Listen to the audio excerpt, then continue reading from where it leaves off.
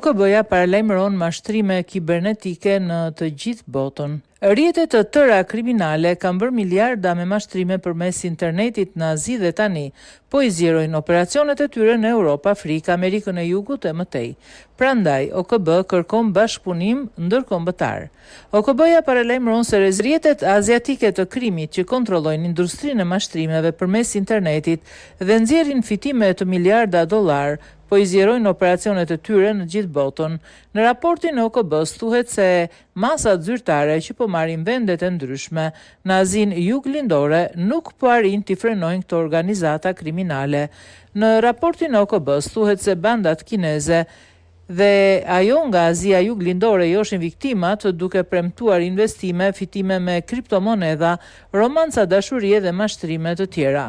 Sipas Zyrës së Kombeve të Bashkuara për drogën dhe krimin, UNODC, mashtrimet kibernetike tani janë kthyer në një industri të sofistikuar mbarkombëtare. Bandat kanë konvikte të shumta, në të cilat strehojnë dhjetra mijëra punëtor kryesisht të trafikuar, të cilët i detyrojnë të mashtrojnë njerëz të tjerë përmes internetit.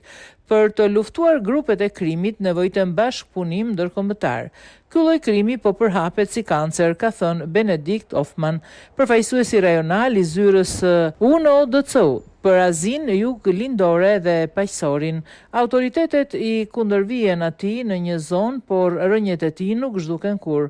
Ato thjesht migrojnë nga një vend tek tjetri.